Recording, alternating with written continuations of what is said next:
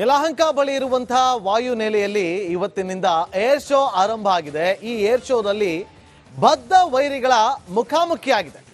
ಅಮೆರಿಕದ F-35 ಹಾಗೂ ರಷ್ಯಾದ Su-57 ಫೈಟರ್ ಜೆಟ್ಗಳು ಮುಖಾಮುಖಿಯಾಗಿದೆ. ಏರ್ಕ್ರಾಫ್ಟ್ ಮೇಲೆ ಈಗ ಏನು ನಿರ್ಮಾಣ ಮಾಡಿದೆ ಅದರ ಮೇಲೆ ಕಣ್ಣು ಬಿದ್ದಿದೆ.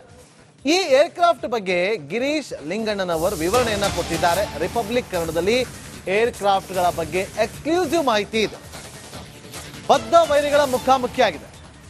F-35 ಅಮೆರಿಕದ ಫೈಟರ್ ಜೆಟ್ ಹಾಗೂ ರಷ್ಯಾದ Su-37 ಫೈಟರ್ ಜೆಟ್.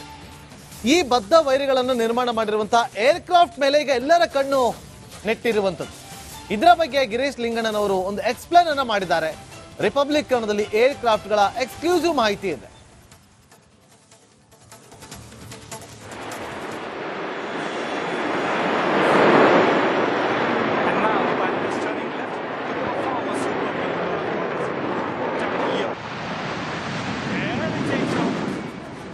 ಹದಿನೈದನೇ ಏರೋ ಇಂಡಿಯಾ ಸಮಾರಂಭದಲ್ಲಿ ಇಡೀ ವಿಶ್ವದ ಕಣ್ಣು ಸೆಳೀತಾ ಇರುವಂಥ ಎರಡು ಏರ್ಕ್ರಾಫ್ಟ್ಗಳಿದೆ. ಒಂದು ಅಮೆರಿಕದ F-35 ಆಗಿದೆ, ಮತ್ತೊಂದು ರಷ್ಯಾದ Su-57.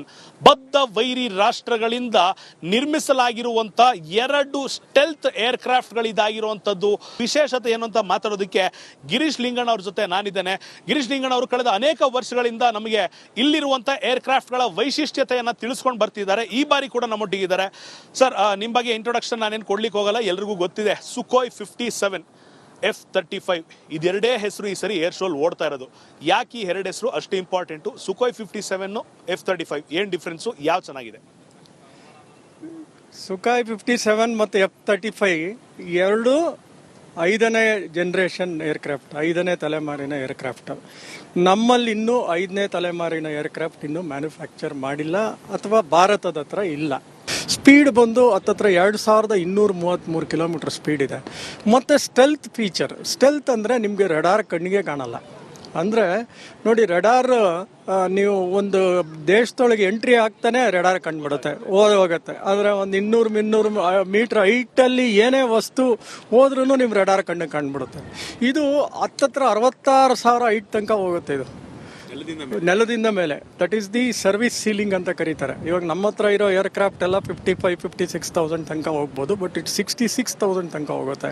ಪ್ಲಸ್ ಇದು ಮ್ಯಾನೋವರಬಿಲಿಟಿ ಅಂದರೆ ತಿರುಗಿಸೋದು, ಡಾಗ್ ಫೈಟ್ಗೆ. ಅಂದರೆ ನೆಲದಿಂದ 6 ಕಿಲೋಮೀಟರ್ ಮೇಲೆ ಹೋಗುತ್ತೆ. 6 ಕಿಲೋಮೀಟರ್ ಮೇಲೆ ಹೋಗುತ್ತೆ. ಆಮೇಲೆ ಇದು ಮ್ಯಾನೋವರಬಿಲಿಟಿ ಅಂದರೆ ಡಾಗ್ ಫೈಟ್ ಮಾಡೋಕ್ಕೆ ಅದರಲ್ಲಿ ಭಾಳ ಚೆನ್ನಾಗಿದೆ ಇದು. ಆಮೇಲೆ ಸ್ಟೆಲ್ತ್ ನೇಚರ್ ಅಂತ ಹೇಳಿದ್ನಲ್ಲ, ಸ್ಟೆಲ್ತ್ ಅಂದರೆ ರಡಾರ್ ಕಣ್ಣು ಕಾಣಲ್ಲ. ಈಗ ಒಂದು ಬಾಲ್ ತಗೊಂಡು ಒಂದು ಗೋಡೆಗೆ ಹೊಡೆದ್ರೆ ಬಾಲ್ ವಾಪಸ್ ಬರುತ್ತೆ. ಅದೇ ಥರ ರಡಾರ್ ಫಂಕ್ಷನ್ನು. ಒಂದು ಏರ್ಕ್ರಾಫ್ಟ್ ಹೋಗ್ತಾ ಇದ್ರೆ ಅದಕ್ಕೆ ಹೋಗಿ ಹಿಟ್ ಆಗಿ ಆ ವೇವ್ಸ್ ವಾಪಸ್ ಬಂದು ಅದು ಕ್ಯಾಚ್ ಮಾಡಿದ್ರೆ ಗೊತ್ತಾಗುತ್ತೆ. ಅದೇ ಒಂದು ಮಣ್ಣು ಮೇಲೆ ನೀವು ಬಾಲ್ ಹಾಕಿದ್ರೆ ಅದು ವಾಪಸ್ ಬರೋದೇ ಇಲ್ಲ. ಅದೇ ಥರ ಕಾಂಪೋಸಿಟ್ ಮೆಟೀರಿಯಲ್ ಅಂತ ಅದನ್ನು ಸಿಕ್ಕಾಪಟ್ಟೆ ಅಳವಡಿಸಿದ್ದಾರೆ. ಅಂದರೆ ಕಂಪ್ಲೀಟ್ ಕಾಂಪೋಸಿಟ್ ಮೆಟೀರಿಯಲ್ ಮಾಡೋದು. ಅಫ್ಕೋರ್ಸ್ ಈಗ ಬರೋ ಏರ್ಕ್ರಾಫ್ಟ್ಸ್ ಎಲ್ಲ ಕಾಂಪೋಸಿಟ್ಟೆ, ಬಟ್ ಅದರಲ್ಲೂ ವೇರಿಯಂಟ್ಸ್ ಇರ್ತದೆ. ಹೆಂಗೆ ಅಟ್ಯಾಚ್ ಮಾಡ್ತಾರೆ ವೆಪನ್ಸು, ಕೆಲವು ವೆಪನ್ಸು ಔಟ್ಸೈಡ್ ಅಟ್ಯಾಚ್ ಮಾಡಿದಾಗ ರೆಡಾರ್ ಕಣ್ಣಿಗೆ ಕಂಡುಬಿಡುತ್ತೆ. ಸೊ ಆ ಥರ ಎಲ್ಲ ಡಿಸೈನ್ಸ್ ತುಂಬ ವೇರಿಯೇಷನ್ಸ್ ಇದೆ ಇದರಲ್ಲಿ. ಸರ್, ಈಗ Su-57 ಅಲ್ಲಿ ಒಂದು ವೇಳೆ ಹೊರಗಡೆ ನಾವು ಅಟ್ಯಾಚ್ ಮಾಡಿದ್ರು ಕೂಡ ಕಾಣಲ್ಲ ಅಂತೀರಾ? ಇದರಲ್ಲಿ ತುಂಬಾನೇ ಕಷ್ಟ ಇದೆ. ಡಿಸೈನ್ ಆಫ್ ದಿ ಪ್ಲೇನ್ ಆ ಥರ ಇದೆ. ಇಂಟರ್ನಲ್ ಹಾರು ಅಂದರೆ ಒಳಗಡೆ ಹಾರು, ಆಚೆ ಕಡೆ ಹಾರು.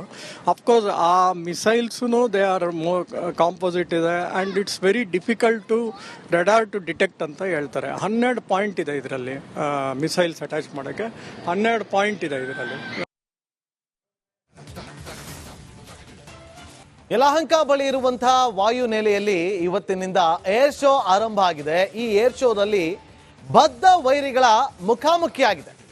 ಅಮೆರಿಕದ F-35 ಹಾಗೂ ರಷ್ಯಾದ Su-57 ಫೈಟರ್ ಜೆಟ್ಗಳು ಮುಖಾಮುಖಿಯಾಗಿದೆ. ಏರ್ಕ್ರಾಫ್ಟ್ ಮೇಲೆ ಈಗ ಏನು ನಿರ್ಮಾಣ ಮಾಡಿದೆ ಅದರ ಮೇಲೆ ಕಣ್ಣು ಬಿದ್ದಿದೆ. ಈ ಏರ್ಕ್ರಾಫ್ಟ್ ಬಗ್ಗೆ ಗಿರೀಶ್ ಲಿಂಗಣ್ಣನವರು ವಿವರಣೆಯನ್ನ ಕೊಟ್ಟಿದ್ದಾರೆ. ರಿಪಬ್ಲಿಕ್ ಕನ್ನಡದಲ್ಲಿ ಏರ್ಕ್ರಾಫ್ಟ್ಗಳ ಬಗ್ಗೆ ಎಕ್ಸ್ಕ್ಲೂಸಿವ್ ಮಾಹಿತಿ ಇದೆ. ಬದ್ಧ ವೈರಿಗಳ ಮುಖಾಮುಖಿಯಾಗಿದೆ. F-35 ಅಮೆರಿಕದ ಫೈಟರ್ ಜೆಟ್ ಹಾಗೂ ರಷ್ಯಾದ Su-37 ಫೈಟರ್ ಜೆಟ್. ಈ ಬದ್ಧ ವೈರಿಗಳನ್ನು ನಿರ್ಮಾಣ ಮಾಡಿರುವಂತಹ ಏರ್ಕ್ರಾಫ್ಟ್ ಮೇಲೆ ಈಗ ಎಲ್ಲರ ಕಣ್ಣು ನೆಟ್ಟಿರುವಂಥದ್ದು. ಇದರ ಬಗ್ಗೆ ಗಿರೀಶ್ ಲಿಂಗಣ್ಣನವರು ಒಂದು ಎಕ್ಸ್ಪ್ಲೇನ್ ಅನ್ನ ಮಾಡಿದ್ದಾರೆ. ರಿಪಬ್ಲಿಕ್ ಕನ್ನಡದಲ್ಲಿ ಏರ್ಕ್ರಾಫ್ಟ್ಗಳ ಎಕ್ಸ್ಕ್ಲೂಸಿವ್ ಮಾಹಿತಿ ಇದೆ.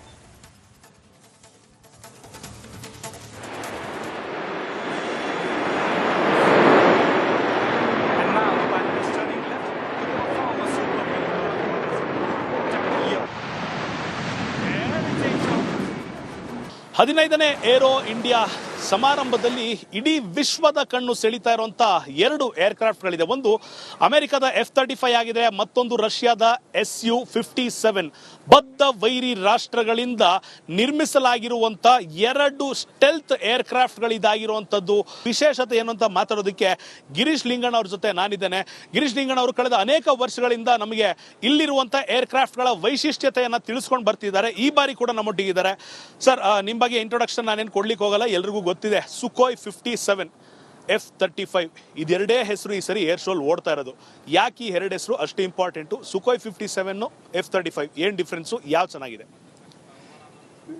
ಸುಖಾಯ್ 57 ಮತ್ತು F-35 ಎರಡು 5ನೇ ಜನರೇಷನ್ ಏರ್ಕ್ರಾಫ್ಟ್, 5ನೇ ತಲೆಮಾರಿನ ಏರ್ಕ್ರಾಫ್ಟ್.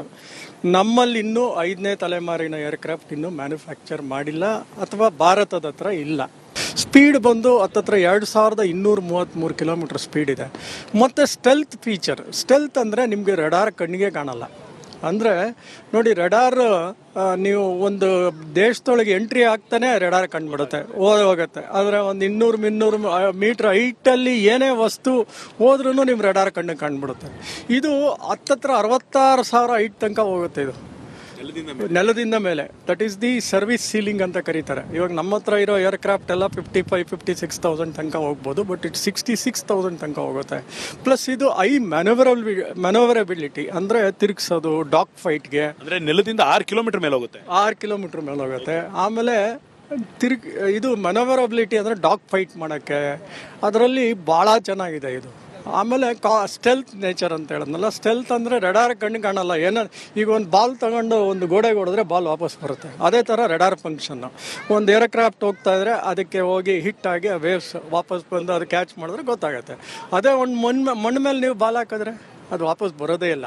ಅದೇ ಥರ ಕಾಂಪೋಸಿಟ್ ಮೆಟೀರಿಯಲ್ ಅಂತ ಅದನ್ನು ಸಿಕ್ಕಾಪಟ್ಟೆ ಅಳವಡಿಸಿದ್ದಾರೆ. ಅಂದರೆ ಕಂಪ್ಲೀಟ್ ಕಾಂಪೋಸಿಟ್ ಮೆಟೀರಿಯಲ್ ಮಾಡೋದು. ಅಫ್ಕೋರ್ಸ್ ಈಗ ಬರೋ ಏರ್ಕ್ರಾಫ್ಟ್ಸ್ ಎಲ್ಲ ಕಾಂಪೋಸಿಟ್ಟೆ, ಬಟ್ ಅದರಲ್ಲೂ ವೇರಿಯಂಟ್ಸ್ ಇರ್ತದೆ.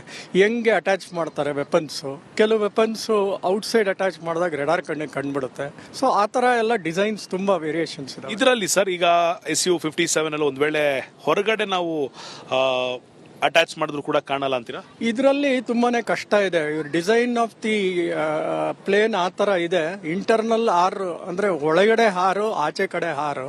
ಅಫ್ಕೋರ್ಸ್ ಆ ಮಿಸೈಲ್ಸೂ ದೇ ಆರ್ ಕಾಂಪೋಸಿಟ್ ಇದೆ and it's very difficult to radar to detect ಅಂತ ಹೇಳ್ತಾರೆ. 12 ಪಾಯಿಂಟ್ ಇದೆ ಇದರಲ್ಲಿ ಮಿಸೈಲ್ಸ್ ಅಟ್ಯಾಚ್ ಮಾಡೋಕ್ಕೆ. 12 ಪಾಯಿಂಟ್ ಇದೆ ಇದರಲ್ಲಿ.